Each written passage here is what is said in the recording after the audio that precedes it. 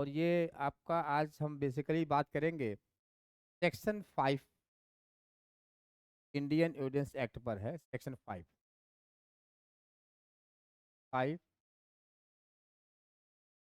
बात करेंगे। बात करता है, कहता है केवल रिलेवेंट और फैक्ट इन का ही साक्ष्य दिया जा सकता और कोई भी एविडेंस अलाउड कैसा दिया जा सकता है। दो तरीके का, पहला रिलेवेंट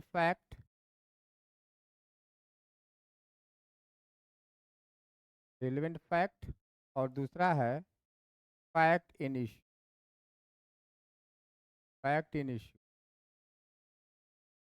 यानी कि सुसंगत तथ्य और विवादक तथ्य का ही साक्ष्य दिया जा सकता है।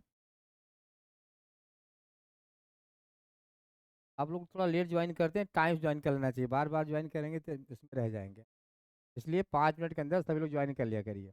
ठीक है, तो सेक्शन 5 एविडेंस एक्ट क्या कहता है कि रिलेवेंट फैक्ट और फैक्ट इन इशू का ही एविडेंस हम दे सकते हैं, यानी कि सुसंगत तथ्य और विवादक तथ्य का ही साक्ष्य दिया जाएगा और कोई तीसरा भी अन्य जो तथ्य है उस साक्ष्य के रूप का जो है एविडेंस नहीं दिया जा सकता।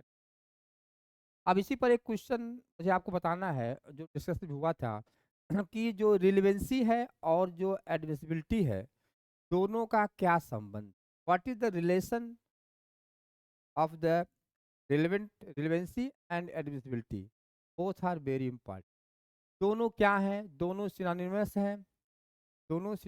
हैं या दोनों को एग्जिस्टेंस हैं, के बीच में क्या रिश्ता है, क्योंकि ये क्वेश्चन मेंस के लिए बहुत महत्वपूर्ण है और मेंस में ये आता भी है। ठीक है, आइए देखते हैं।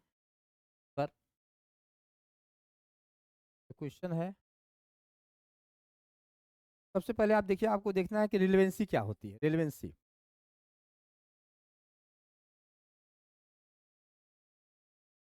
फिर हम समझेंगे, रिलेवेंसी फिर हम समझेंगे एडमिसिबिलिटी के बारे में।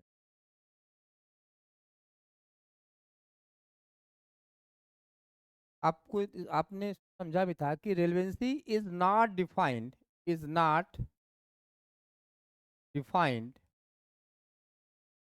The in the Indian evidence act, यानी साक्ष्य विधि में रिलेवेंसी को डिफाइंड नहीं किया गया है।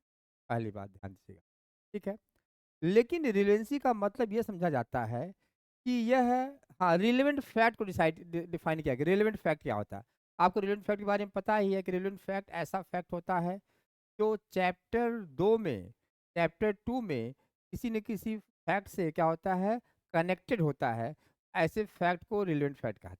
ठीक है, लेकिन रिलेवेंसी शब्द का मतलब होता है कि यह क्या होता है, ये किस पर बेस्ड होता है, यह लॉजिक और प्रोबेबिलिटी पर बेस्ड होता है। ध्यान दीजिए, किस पर बेस्ड है ये, लॉजिक और प्रोबेबिलिटी पर बेस्ड है। ठीक है, शायद लाइव क्लास हो नहीं पा रही यूट्यूब पे मेरे ख्याल, कोई बात नहीं, लाइव फिर रहने दीजिए। ठीक है, इसी करते हैं क्लास।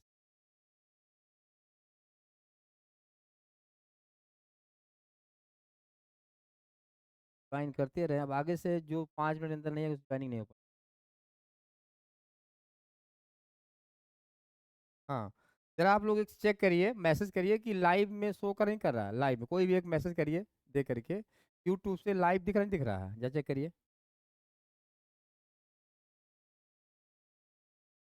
अमित कुमार को बस केवल सर का हेयर कट दिख रहा है, पढ़ाई में ध्यान नहीं दे रहा है, हैं? चेक करिए आप लोग कि उसमें दिख रहा है, लाइव शो हो रहा है कि नहीं हो रहा है, चेक करिए। बाकी लोग भी यूट्यूब में लाइव में देखिए, चैनल से हमारे कि लाइव दिख रहा है, नहीं हो रहा है। चलो कोई बात नहीं, तो लाइव बाद में करते हैं। ठीक है, तो अब आप लोग पढ़िए। तो रिलेवेंसी का मतलब क्या है, ठीक है, it is not defined in the Indian evidence act, लेकिन इसका जो मेन मतलब क्या है, इसका मेन मतलब है कि ये इसका दो अर्थ होता है। पहला लॉजिक एंड प्रोबेबिलिटी, लिखते जाइए आप लोग, तो लिखते जाइए, यानी कि तर्क और संभावना।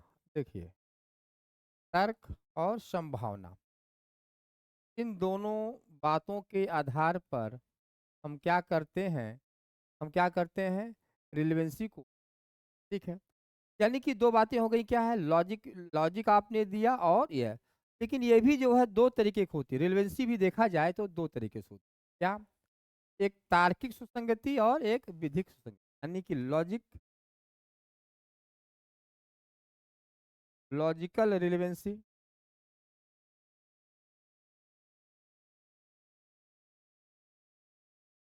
और दूसरा है लीगल, लीगल रिलेवेंसी, ठीक है। यानी कि ये तार्किक सुसंगति हो गई और ये विधिक सुसंगति हुई। ये जो है रिलेवेंसी का मुख्यतः ये दो भाग होता है, ठीक है। उसके बाद आपने समझ लिया, क्या समझ लिया, एक मिनट,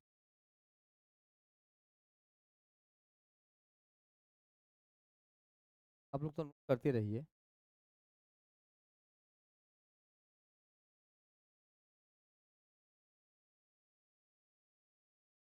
चलिए शुरू करते रहिए आप लोग, और सभी लोग, आप लोग अपना वीडियो ऑफ रखिए, ज़्यादा अच्छा रहेगा, क्योंकि आप लोगों को बार बार समझाता हूँ, वीडियो अपना आप रखा करिए, ध्यान से पढ़ाई करिए। सिलेक्शन सबको लेना है, टॉप रैंक में वीडियो ऑन नहीं रखना, ऑन रखिए, अपना वीडियो दिखना चाहिए।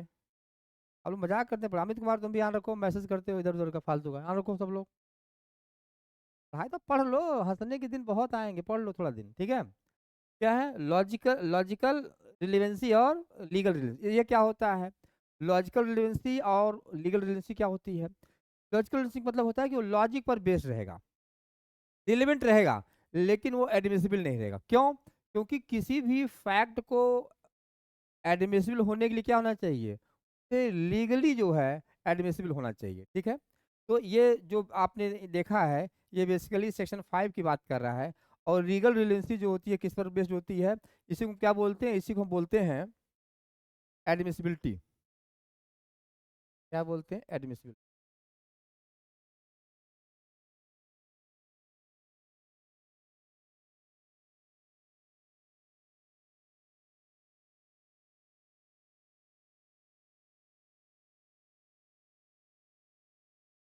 बोलते हैं ग्राह्यता, ग्राह्यता, और इसको क्या बोलते हैं, रिलेवेंसी की जानते हैं आप क्या बोलते हैं, इसको सुसंगता बोलते हैं, संगता। ये दोनों शब्द बहुत इंपॉर्टेंट है, ठीक है। और इस पर अभी प्रश्न भी पूछा गया, आपने देखा कौन सा प्रश्न पूछा गया, वही तो उस दिन आप लोगों ने देखा था, कौन सा, कि याद है, relevancy and admissibility are neither synonymous are coexistence to each other, दो शब्द दिया गया, शब्द मैंने आपको दिखाया भी था यहाँ पे, ये क्वेश्चन था ये, कि relevancy and admissibility are neither synonymous are coexistence to each, यानी कि अगर देखा जाए हिंदी में, संगता एवं ग्राह्यता,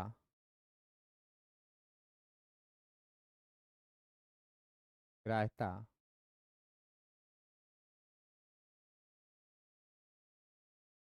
दोनों ना तो, ना तो समानार्थी, समानार्थी और ना ही समविस्तीर्ण, समविस्तीर्ण, समविस्तीर्ण का मतलब एक दूसरे से संबंधित।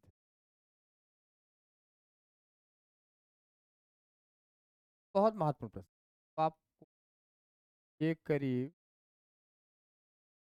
ये करीब 15 नंबर का, 15 मार्क्स का, 15 मार्क्स का एग्जाम में पूछ, और कम से कम 15 या कम से कम 10 नंबर का ये पूछा ही जाता है, तो ये बहुत महत्वपूर्ण है, इसलिए इसको आपको अच्छे से, ठीक है। तो अब इसी की हम चर्चा कर रहे थे, ठीक है। अब हमने आप प्रश्न यहाँ पे लिख दिया है, ठीक है। अब आइए देखते हैं कि इसका क्या है। देखिए, तो यहाँ आपने फिर से बात समझ लीजिए, जो लोग लास्ट में क्लास ज्वाइन कर रहे हैं, और क्लास आप लोग टाइम थोड़ा ज्वाइन करिए, ठीक है, इसमें बार बार पूछने की संभावना कम रहेगी। देखिए, आपने क्या देखा? तो इस प्रश्न को समझने के लिए हम पहले दो चीज समझते हैं, क्या? रिलेवेंसी को और एडिशनलिटी। रिलेवेंसी को समझने के पहले आपने रेलेवेंट देखा कि रेलेवेंट क्या चीज होता है, रेलेवेंट फैक्ट क्या होता है। तो रेलेवेंट फैक्ट लिए आपने क्या देखा, क्या चीज होनी चाहिए? A fact is said to be relevant when it is connected to the chapter 2 of the Indian evidence act. यानी कि अध्याय 2 में जो रिलेवेंसी का चैप्टर, उसमें कहीं न कहीं से संबंधित रिलेवेंट फैक्ट होगा। लेकिन रिलेवेंसी भी उसी जुड़ी हुई है, रिलेवेंसी भी उसी से जुड़ी हुई है। ठीक है, ओके। अब आगे देखिए, फिर आपने देखा, क्या देखा कि ये रिलेवेंसी किस पर होती है? लॉजिक और प्रोबेबिलिटी पर होती है। यानी कि वो लॉजिक देखा जाएगा और प्रोबेबिलिटी देखी जाएगी, अगर दोनों पे कसौटियों में खरा उतरेगा तो रिलेवेंट मान लिया जाएगा और वो रिलेशनशिप आ जाएगा। लेकिन इसके साथ साथ आपको जानना है कि अब जो एडमिसिबिलिटी, उसका क्या मतलब है। ठीक है, आइए देखते हैं एडमिसिबिलिटी क्या होता है।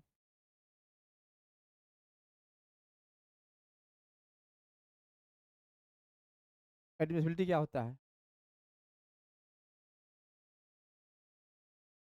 एडमिसिबिलिटी के हिंदी में क्या होता है, पता है आपको क्या होता है?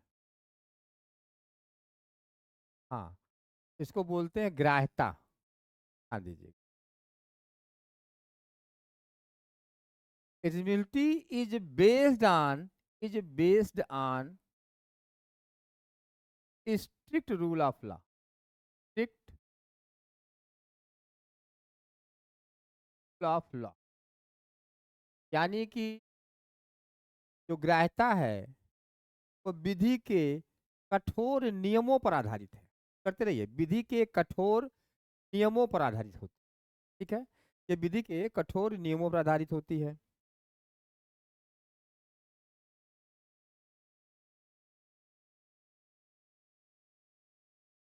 अब देखिए स्टीफन ने क्या कहा, स्टीफन ने क्या कहा, स्टीफन, स्टीफन को क्या बोला जाता है? Lord Stephen. लॉर्ड स्टीफन कौन है, पता आप लोगों को? लॉर्ड स्टीफन ने क्या किया था इंडियन एविडेंस एक्ट के बारे में? इन्होंने किया था, ड्राफ्ट किया था, यस, ड्राफ्टिंग किया था। एविडेंस एक्ट को इन्होंने ड्राफ्ट किया, इसका प्रारूप बनाया था लॉर्ड स्टीफन। और लॉर्ड स्टीफन ने, आपने देखा होगा कि कन्फेशन का डिफिनेशन भी दिया था, याद होगा आप लोगों को कन्फेशन का, याद है? तो लॉर्ड स्टीफन ने इसको क्या माना है? लॉर्ड स्टीफन ने इसको तीन बातें माना, क्या? ये कहा है लॉर्ड स्टीफन कि अगर कोई तथ्य सुसंगत है, कोई तथ्य रिलेवेंट है, कब कहा जाता है? Any fact is said to be relevant, any any fact is said to be relevant,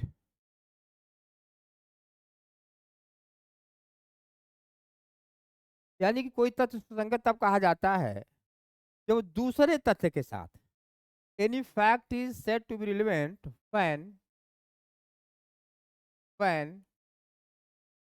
it is based on, पर वो निर्भर करता है, किस पर निर्भर करता है? एक फैक्ट दूसरे तथ्य, एक फैक्ट जो है वो सुसंगत तब कहा जाएगा जब दूसरे तथ्य के साथ कैसे जुड़ा है, या तो भूत के रूप में, या तो पास्ट, पास्ट, प्रेजेंट, और तीसरा पॉइंट क्या है? तीसरा पॉइंट है फ्यूचर के रूप में।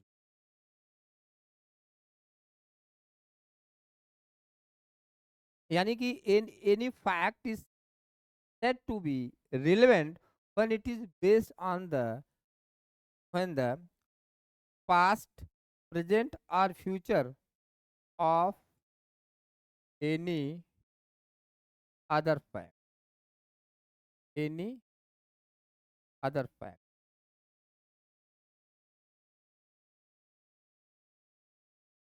any other। करते रहिए, समझा देता हूँ। देखिए यहाँ पे क्या आपने देखा, आपने देखा कि लॉर्ड स्टीफन ने क्या कहा है? लॉर्ड स्टीफन ने कहा है कि कोई तथ्य दूसरे तथ्य से, कोई तथ्य सुसंगत तब कहा जाता है जब वो जब वो किस पर बेस्ड होता है? दूसरे तथ्य के पास्ट, यानी कि प्रेजेंट यानी कि वर्तमान, और फ्यूचर यानी भविष्य पर निर्भर करता है, भविष्य पर जुड़ा होता है, ध्यान दीजिएगा। जब एक तथ्य दूसरे तथ्य के साथ भूत के रूप में, वर्तमान में और फ्यूचर में जुड़ा हो, तो क्या कहेंगे हम? रिलेवेंट फैक्ट कहेंगे उसे, इसको हम बाद में रिलेवेंसी के रूप। ठीक है, समझ गए आप लोग? अब उसके बाद, अब ये अगर ये तथ्य क्या करते हैं, उसको यानी उसके वर्तमान, पास्ट, प्रेजेंट या फ्यूचर को या तो क्या करते हैं, एग्जिस्टेंस को बताते हैं या फिर नॉन एग्जिस्टेंस। समझ गए? यानी ये तथ्य जो है क्या होगा, या तो वो का अस्तित्व होगा या उसका अस्तित्व नहीं होगा। अगर कोई तथ्य दूसरे तथ्य से इस प्रकार जुड़ा है, इस प्रकार आधारित है कि वो उस तथ्य के वर्तमान, भविष्य या भूत के अस्तित्व या अनस्तित्व की बात करता है, तो स्टीफन ने क्या कहा है, ये कैसा फैक्ट होगा, ये रिलेवेंट फैक्ट होगा। ठीक है, उन्होंने रिलेवेंट फैक्ट के बारे में बताया है। ठीक है, और जब वो रिलेट हो जाए तो इसी को रिलेवेंसी बोलते हैं। ठीक है, इसी को क्योंकि जब ये अस्तित्व में आएगा तो वहीं से रिलेवेंसी क्रिएट होगी, फिर वहीं से लॉजिक लगेगा और वहीं से प्रोबेबिलिटी होगी। बात समझ आ गई? क्योंकि आपने क्या पढ़ा था कि लॉजिक और प्रोबेबिलिटी, प्रोबेबल होता है, यानी तर्क और संभावना से ही हम अनुमान लगाएंगे कि वह उस तथ्य का अस्तित्व हुआ है या अस्तित्व नहीं हुआ। इस पर एग्जाम्पल समझिए, आप लोग एग्जाम्पल समझिए, एक एग्जाम्पल समझाते हैं।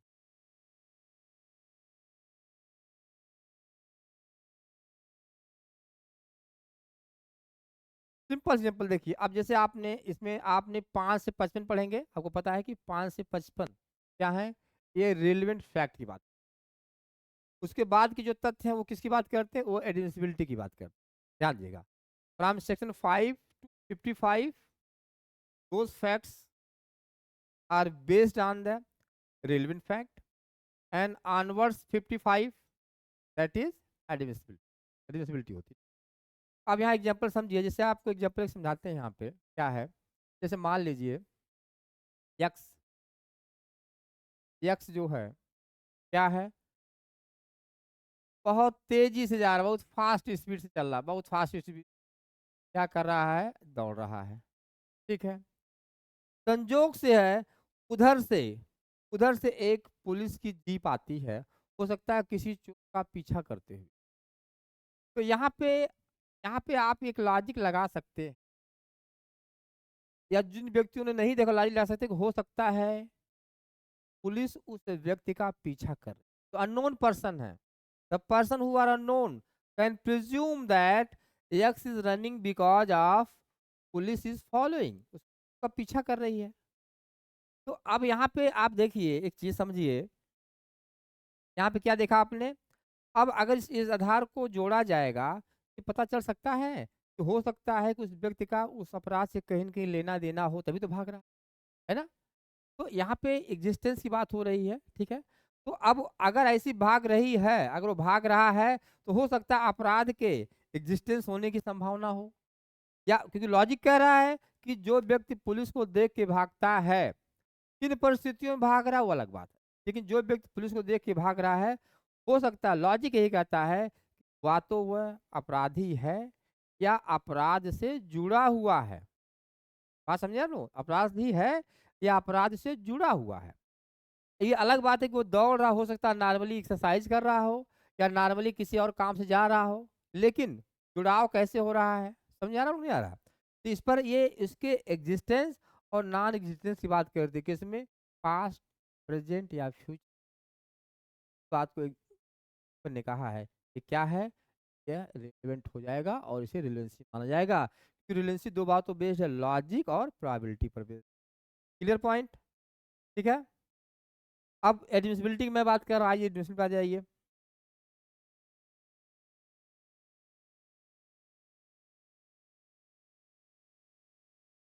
हाँ, नहीं समझाना।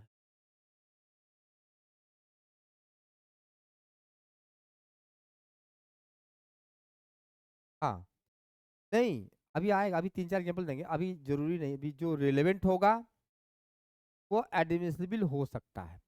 अभी तो इसको आप एग्जांपल देंगे, पहले आप समझिए, रील समझ लिया, एडमिसिबिलिटी समझ लीजिए। उसके बाद क्या है कि एडमिसिबिलिटी क्या होती है, किस पर होती है, वो स्ट्रिक्ट रूल ऑफ लॉ पर होती है।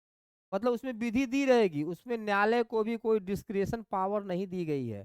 जो चीज एडमिसिबल है, the court must admit those facts. न्यायालय को कोई विवेकाधिकार, जैसा कि आप देखेंगे सेक्शन 136। आइए अभी इस पर हम आते हैं, पहले जो समझते हैं।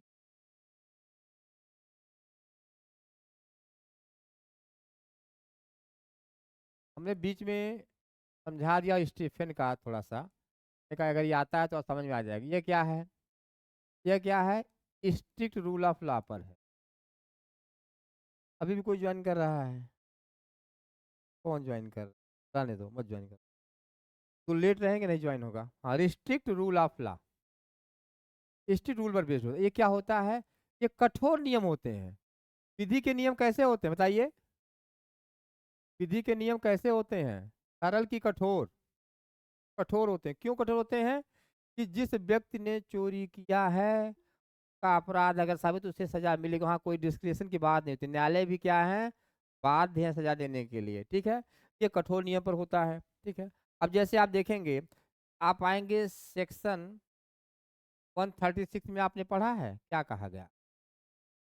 सेक्शन 136 क्या कहा गया है? न्यायालय क्या देखना चाहता है? देखिए बेट ओपन करिए, आप लोग बेट भी देखा करिए, देखिए। हाँ, अगर कोई फैक्ट रिलेवेंट हो गया है तो बताना पड़ेगा कि कैसे एडमिसिबल होगा, क्योंकि admissibility is based on strict rule of law. ठीक है, इस पर हो गया। अब प्रश्न ये है, अब प्रश्न ये है कि क्या जो रिलेवेंट फैक्ट हैं, इसको हम तीन भाग में बांटेंगे। पहला, क्या रिलेवेंट फैक्ट एडमिसिबल होते हैं?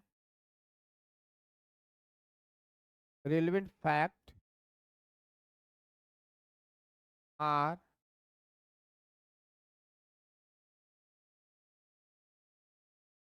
एडमिसिबल। बताइए, क्या सभी रेलेवेंट फैक्ट एडमिसिबल होते हैं? क्या रेलेवेंट फैक्ट एडमिसिबल हो सकते हैं, लेकिन आवश्यक नहीं है वो एडमिसिबल भी हो? क्या कोई एग्जांपल आपके पास है? कोई एग्जांपल है इसके पास? देखिए, हाँ, इसका जो पहला एग्जांपल देखिए, आप आएंगे, आप लिख सकते हैं क्या, all relevant facts need not to be admissible. क्या लिखेंगे आप? ऑल ऑल रिलेवेंट फैक्ट्स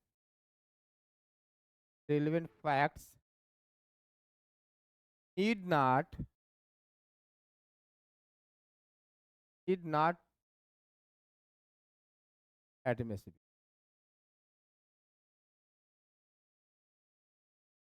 यानी कि सभी सुसंगत तथ्य आवश्यक रूप से ग्राह्य नहीं होते, मतलब होते हैं, लेकिन आवश्यकता नहीं है कि हर तथ्य ही ग्राह्य हो ही जाए। जैसे आपको पता है क्या, सेक्शन 122 से लेके 126, एग्जाम्पल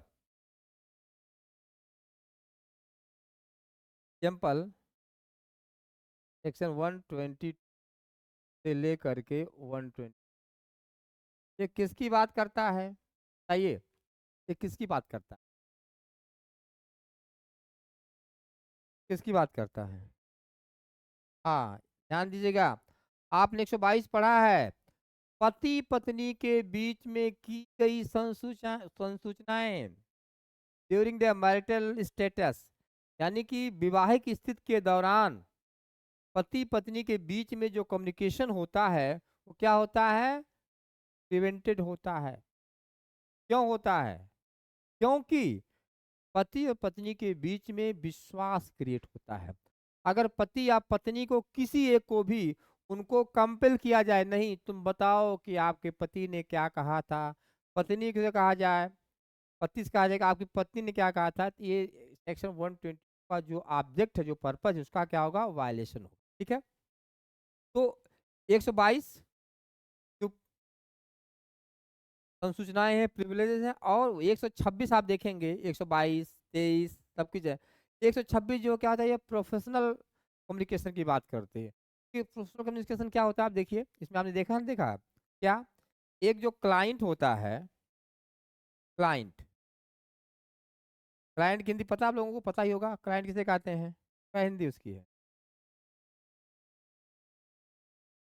ना, नहीं है, कच्ची कार, कच्ची कार, एडवोकेट, अटॉर्नी, लीडर,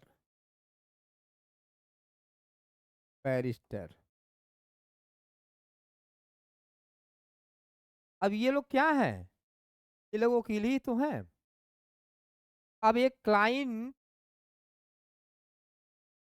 अपने एडवोकेट से सारी बात सही से बताएगा कि नहीं बताएगा, बताइए, बताएगा, नहीं बताएगा। तो अगर क्लाइंट अपने एडवोकेट से सही बात बताता है और एडवोकेट को इस बात का राइट दे दिया जाए कि वो किसी अन्य से वो सारी बातें बता दे, क्या कोई भी क्लाइंट एडवोकेट से अपनी सही बात बताए? या अगर कोई क्लाइंट सही बात नहीं बताएगा तो उसका एडवोकेट उसका डिफेंस कैसे करेगा? इसीलिए क्लाइंट और एडवोकेट, अटॉर्नी या प्लीडर या बैरिस्टर के बीच में जो कम्युनिकेशन रखा गया है, तो क्या करना, डिस्क्लोज करने से प्रोटेक्ट किया, यही रीजन है। तो यानी कि 122 126 तक जितनी भी बातें हैं वो रिलेवेंट हैं, लेकिन वो एडमिसिबल नहीं है। इसका क्या मतलब होगा, all the relevant facts need not to be admissible. ये फैक्ट क्लियर हो गया आपको? हो सकता है लेकिन जरूरी नहीं है कि सारे रेलेवेंट फैक्ट एडमिसिबल। ठीक है, अब आगे, अब आगे आइए। कुछ ऐसे भी तथ्य हैं जो सुसंगत होते हुए भी, संगत होते हुए भी ग्राह्य नहीं है। आपने इसको देखा ही देखा इसमें। अब हम देखते हैं कि क्या जो सभी तथ्य ग्राह्य हैं क्या वो सुसंगत हैं, इसका उल्टा, जस्ट आगे देखते हैं। का जो दूसरा पॉइंट था क्या था, ऑल एडमिसिबल,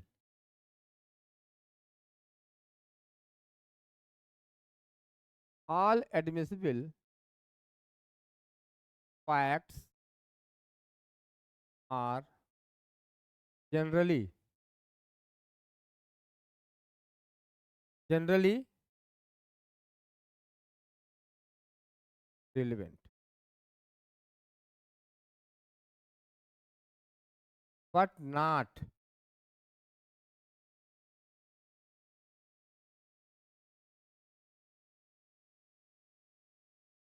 इसका मतलब समझ रहे हैं, बहुत महत्वपूर्ण लाइन है।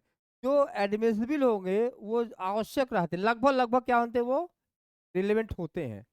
तो कुछ ऐसे भी फैक्ट है जो एडमिसिबल होने के बाद भी रिलेवेंट नहीं है। यहाँ रूल थोड़ा अलग है। इसके पहले आपने क्या पढ़ा था कि जितने रिलेवेंट होते हैं फैक्ट, वह है एडमिसिबल हो सकते हैं लेकिन आवश्यक नहीं कि हो जाए। आपने यहाँ क्या पढ़ा कि जितने भी एडमिसिबल फैक्ट हैं जिनको इंडियन एविडेंस एक्ट में एडमिट किया गया है, ग्राह्य किया गया है, वो सामान्यतः क्या होते हैं, वो रिलेवेंट होते हैं, लेकिन मैंडेटरी नहीं है। मैंडेटरी नहीं होती, आवश्यक नहीं, मतलब कि हर फैक्ट नहीं होता। जैसे एग्जांपल देखिए, एग्जांपल, एग्जांपल है आपका, देखिए, आप आएंगे 146 से 146 से लेकर के 155, ये किसकी बात करता है? आपने देखा ना, 146 पूछता ना, साक्षी से प्रश्न पूछने की बात कहता है कि साक्षी कौन है, उसकी स्थिति क्या है। ठीक है, आप लिखा था कि leading question can be asked in the cross examination, leading question पूछ सकते हैं, पूछ सकते हैं। ठीक है, तो ये, लेकिन ये ग्राह्य है, ये एडमिसिबल है, लेकिन रिलेवेंट नहीं है, ध्यान दीजिए। क्यों? कि आपने पढ़ा था admissibility is based on strict rule of law. अगर लॉ कहती है कि उनको एडमिसिबल करना है, किया जाएगा, जरूरी नहीं कि उनका ग्राह्य हो। ठीक है, आप देखेंगे 146 लेकर 155 ढेर सारे सेशंस आते हैं, वो क्या है, एडमिसिबल, एडमिसिबल होते हुए भी ग्राह्य नहीं। ये बात समझ आई आप लोगों को? अब इसी में आपने उनका केस देखा था, किसका केस था, बहुत इंपॉर्टेंट लैंडमार्क केस आपको मैंने बताया तो भूल गए होंगे शायद आप लोग, याद है?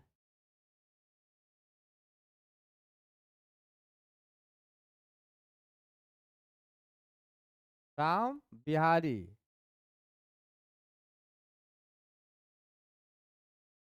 बिहारी वर्सेस, अलग क्लास में इसमें क्या गई क्या इसमें?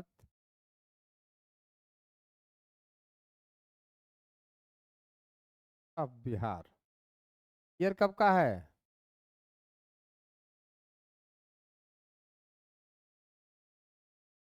Ram Bihari versus state of Bihar, it is one of landmark case.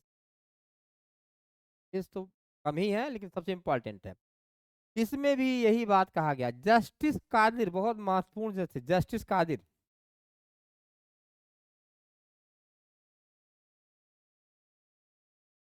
Justice Kadir. कभी कभी पूछ देता है कि जज साहब कौन थे, तो जज साहब आपका नाम पता होना, जस्टिस कौन थे, कादिर साहब थे। इन्होंने क्या कहा, इन्होंने यही बात कहा जो हमने आपको बताया, क्या कहा, ने कहा कि बहुधा यानी प्राय यानी अक्सर, हम क्या सोचते हैं अक्सर, अक्सर हम सोचते हैं,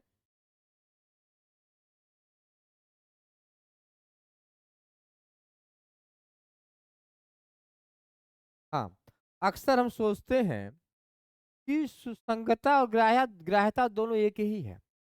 We oftenly think that the relevancy and admissibility both are same thing, क्या है, दोनों एक समान है। Justice Qadi laid down that often we we consider often we consider that r- relevancy and admissibility, relevancy and admissibility both are synonyms to other। ने क्या कहा कि अक्सर हम समझते हैं संगता और ग्राह्यता, और ग्राह्यता, ग्राह्यता दोनों क्या हैं, पर्यायवाची हैं,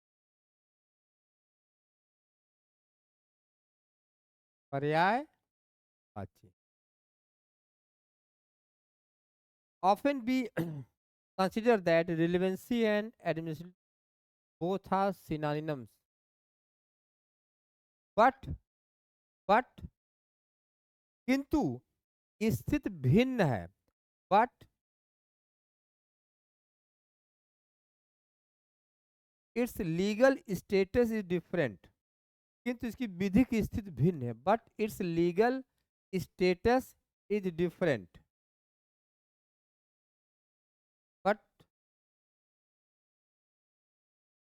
its legal status is different। ठीक है,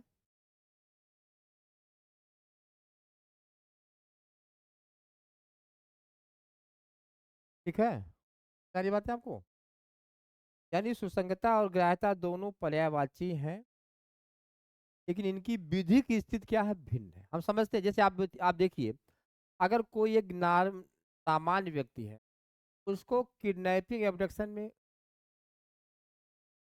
वो व्यापहरण को भी, किडनैपिंग को भी वही बोलेगा, वो एब्डक्शन को भी किडनैपिंग ही बोलेगा, नहीं बोलेगा? जो एक नॉर्मल पढ़ा लिखा इंसान बहुत नहीं है, वो क्या कहेगा, अरे उस बच्चे, उनका अपहरण हो गया, 50 साल के व्यक्ति का अपहरण हो गया। उनको क्या है, उनको दोनों चीजें एक ही दिखती हैं, लेकिन दोनों एक है नहीं। का जो लीगल स्टेटस है, जो विधिक स्थिति क्या है, भिन्न है।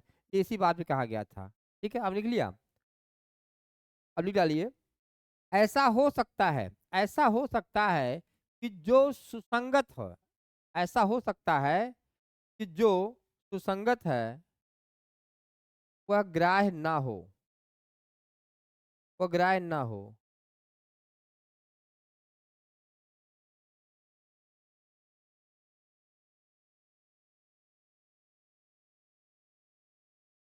क्या लिखा आपने? ऐसा हो सकता है कि जो सुसंगत हो वह ग्राह्य ना हो। It may be that what ever is relevant may not be admissible. ये फैक्ट क्लियर हो गया। ये बहुत इंपॉर्टेंट किस्सा है, किसका? Ram Bihari versus state of state of Bihar का केस।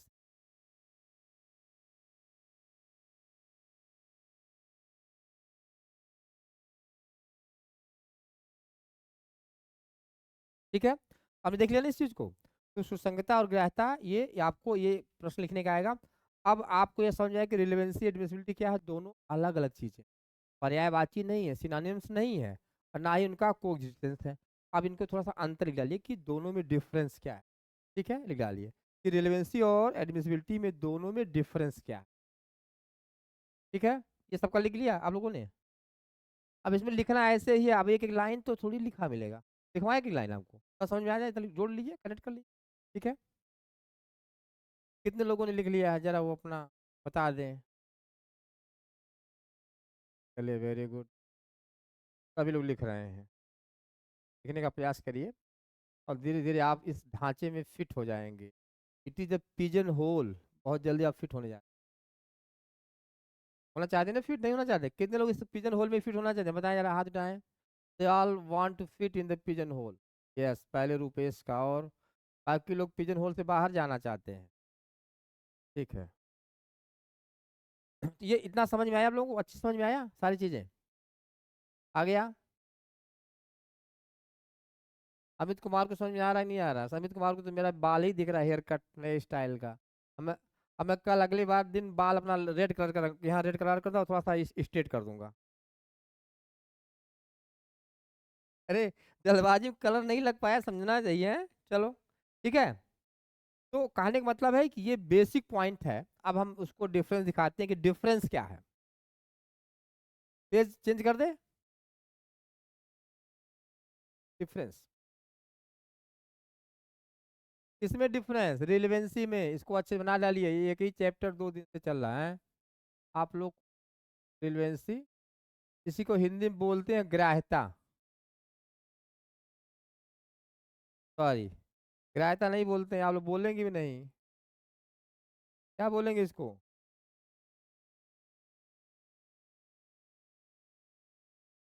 आप लोग की लिंक लाइव सेव आप लोग सबको कर दें, ठीक है। आगे से जब क्लास लाइव करेंगे, जो लोग ग्रुप में नहीं, उनको यूट्यूब की लिंक से होगा, ठीक? इस लिंक को नहीं भेजना है, ध्यान दीजिए आप, है ना? आज हो नहीं पाया, कुछ प्रॉब्लम है।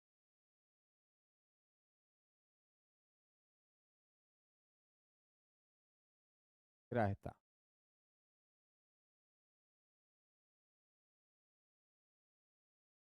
आइए देखते हैं पहला डिफरेंस क्या है। फर्स्ट डिफरेंस, देखिए फर्स्ट डिफरेंस आपको पता है क्या?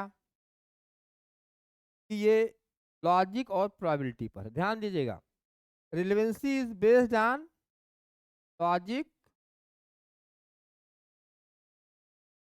And probability.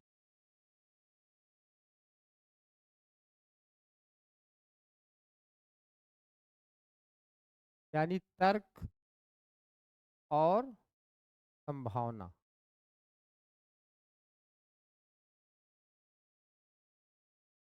तर्क और संभावना में क्या क्या रिश्ता है, बताइए? ये क्या रिलेशन है तर्क और संभावना में? ये क्या डिफरेंस है दोनों में? तर्क जितना जो तार्किक रूप से होगा सही, उसके होने की प्रोबेबिलिटी उतनी ही ज्यादा होगी। इसीलिए ये क्या है, रिलेवेंसी किस पर बेस्ड है? लॉजिक और प्रोबेबिलिटी पर बेस्ड है। लेकिन ग्राह्यता किस पर बेस्ड है? एडमिसिबिलिटी किस पर बेस्ड है? एडमिसिबिलिटी, हाँ जी, हाँ, based on strict rule of law, विधि के कठोर नियमों पर। यानी कि विधि के कठोर नियमों पर, विधि के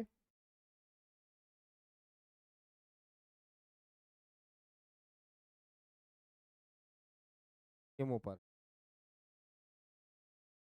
दूसरा पॉइंट, नोट करिए सेकंड पॉइंट। सेकंड देखिए क्या है। सेकंड है जो सुसंगतता है, जो रिलेवेंसी है, कहाँ से कहाँ तक है। जो रिलेवेंसी है, यस, रिलेवेंसी है सेक्शन 5 से 55 पर आधारित है। यानी 5 से 55 में जो नियम बनाए गए हैं वो ही रिलेवेंट हैं। जबकि ग्राह्यता क्या है, वो 56 के पश्चात है। ध्यान दीजिएगा, ग्राह्यता कहाँ पे है, यानी कि एडमिसिबिलिटी कहाँ पे है, ये, हाँ, ऑनवर्ड्स, ऑनवर्ड्स 56 कब दिया ना, ऑनवर्ड, वर्ड सेक्शन। संगता कहाँ से कहाँ तक है, संगता आपकी 5 से 55 तक है और ग्राह्यता 56 के पश्चात है। आपने एक पढ़ा होगा सेक्शन, सेक्शन 57 पढ़ा आप लोगों ने, नहीं पढ़ा है? पहले पढ़ा ही होगा। जुडिशियल नोटिस जानते हैं कि जिस जो भी फैक्ट जुडिशियल नोटिस होते हैं के लिए कोर्ट क्या करता है, किसी प्रकार का प्रूफ मांगता है, मांगता है। अगर इस बात को प्रूव कर दिया गया हो कि सूर्य जो है पूरब में निकलता है, the sun rises in the east, क्या जज साहब मांगे, नहीं मुझे दिखाओ, मुझे तो लगता है कि सन जो है नॉर्थ से निकलता है, जज साहब उस पर कोई प्रूफ मांगेंगे? वो ऑलरेडी प्रूव्ड हो चुका है और ये विधि का नियम बन गया है। इसलिए additionality is based on strict rule of law. ये समझ में आ गया आप लोगों को। तीसरा पॉइंट, तीसरा पॉइंट क्या है,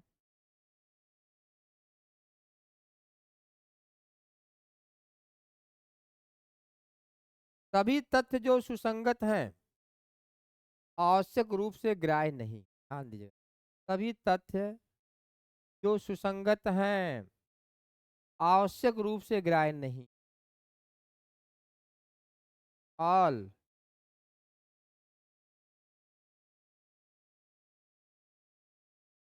all relevant fact,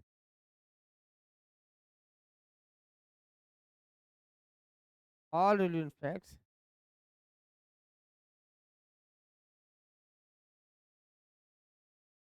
did not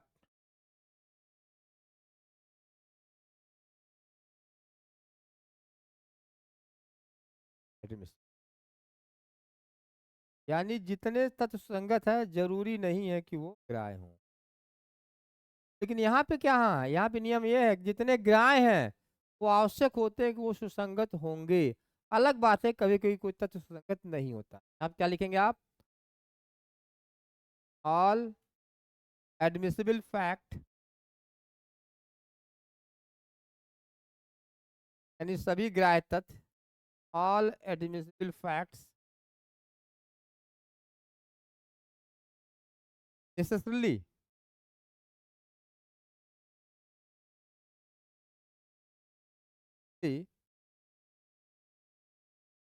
relevant. लेकिन इसका भी एक एक्सेप्शन आपने देखा होगा, एक्सेप्शन आपने इसका भी देखा होगा। ये समझ आ गई बात। तो क्या दिखा कि all relevant facts need not to be admissible, जितने रिलेवेंट है फैक्ट है जो आवश्यक नहीं है कि ग्राह्य भी हो। लेकिन इसमें जितने भी फैक्ट एडमिसिबल है वो आवश्यक रूप से ग्राह्य होते हैं, वही कुछ छोड़ करके अपवाद, 146 से 155 के बीच में जो अपवाद उनको छोड़ करके। ठीक है, समझ में आ रहा, आप लोग नहीं आ रहा, आप लोग बता ही नहीं रहे, सब लोग अपना शांत जो रह रहे हैं। समझ में आ रहा है सारे लोगों को, समझ में आ रहा है कि अच्छे आ रहे हैं? फिर मोड हम चेंज कर देंगे, पुराना वाला मोड कर, हम केवल हंसी मजाक करेंगे, बातें ज़्यादा होंगी, पढ़ाई कम होगी, पढ़ाई होने के चांस ज़्यादा है ना। ठीक है, तो एक एक डिफरेंस और है, आप लोगों को समझा देते हैं, इसमें लिखना बहुत जरूरी नहीं है। तो सुसंगता का क्षेत्र है व्यापक है, relevancy had the wide scope, निकालिए, रिलेवेंसी का जो स्कोप है वाइड है, जो रिलेवेंसी का स्कोप है वो क्या है, क्या है, लिमिटेड एक वाइड है। वाइड डब्ल्यू है कि डब्ल्यू आई डी है, वाइड मतलब क्या होता है, डब्ल्यू होता है ना, हाँ वाइड है। जैसे बॉल होती है, बॉल जब बैट से दूर जाती है तो क्या बोलते हैं, कैसी बॉल डिक्लेयर होती है, नो बॉल की वाइड बॉल। क्रिकेट तो आप लोग खेलते नहीं है, खेलते हैं क्रिकेट? अरे जब आप बैट से रखते हैं, बॉल उधर जाती है, क्या कहेंगे, नो बॉल बोलेंगे ना कि वाइड बॉल बोलेंगे, वाइड बॉल। और बॉल जब पीछे जाकर के स्टंप उखाड़ी उसे क्या बोलते हैं, नो बॉल। हाँ, प्यार कर गेंद पे क्लीन बोल्ड, ठीक है हाँ। इसका देखिए, क्लीन बोल्ड होने के बाद आदमी दुखी होता है कि आंसू निकलते हैं, अगर 5 रन पे बोल्ड हो जाए तो कैसा लगता है ये,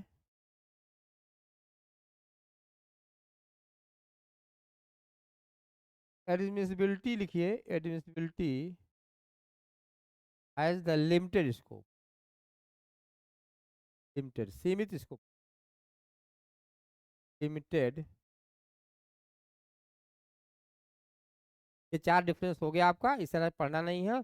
तो अब आप लोगों को कंक्लूजन क्या लिखेंगे, कंक्लूजन, कंक्लूजन क्या लिखेंगे आप लोग इसमें, निष्कर्षतः कहा जा सकता है, conclusively it can be said, क्या, निष्कर्षतः कहा जा सकता है कि सुसंगता और ग्राह्यता दोनों ना तो समानार्थी है ना ही दोनों समविस्तीर्ण है। It conclusively it can be said that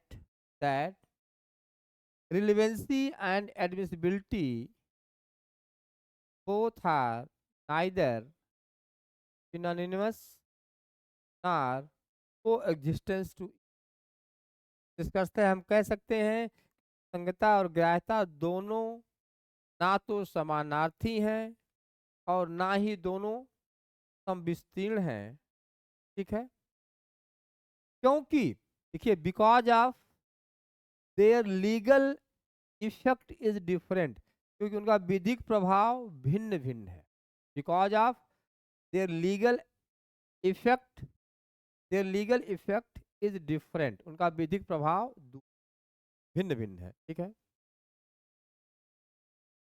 बस इतना लिखना कंक्लूजन,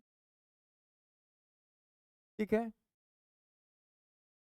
तो ये आपका ये सेक्शन 5 का जो महत्वपूर्ण टॉपिक था ये आज खत्म हो गया, ठीक है।